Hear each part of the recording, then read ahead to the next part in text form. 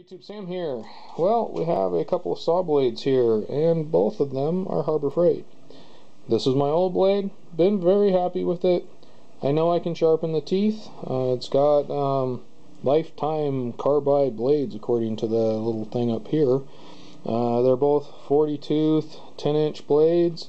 They're both general purpose, or combination I think is another word for it, but they both are general purpose blades, and they both have the 5/8 inch arbor. And this one actually goes, the newer one is 6,000 RPM. This one says it goes to 7,000.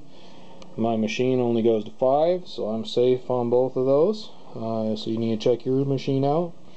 But basically this is going to be kind of a comparison of old versus new.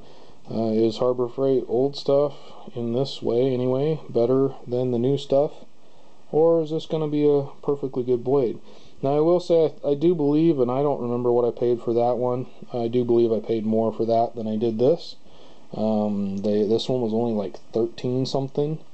So, you know, hopefully the comparisons are similar. Everything else about them is pretty much similar.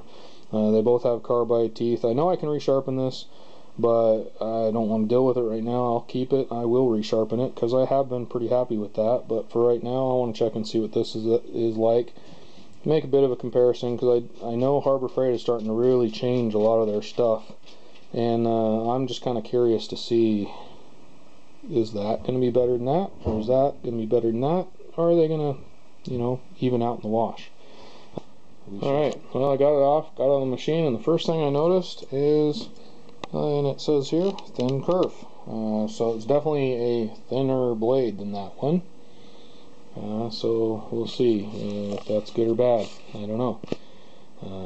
It could make for not as straight of cuts, but it also might make better cuts in some of the wood for me and not take so much material. So we shall see.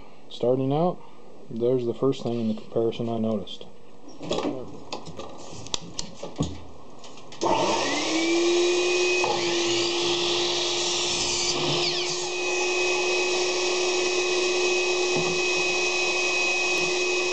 Cut through that like butter. I don't know if you can see it. There's a few little things right there on the back edge, but the rest of it's, you know, there's a few fuzzies, but that's pretty crisp line. It's been actually quite a while, several months actually, since I first started this video, and I've used this a bit, not as much as I would have hoped, because the project I'm on right now just I haven't needed it for this kind of thing.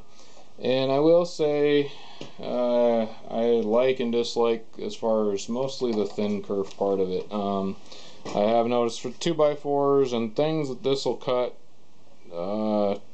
smaller stuff is great. It cuts straight, cuts everything fine. But when you get to bigger stuff like this, where you're using the entire depth of it that it has, or like sometimes I've done a video where I lift the longer material and cut it up, just to get that last little bit.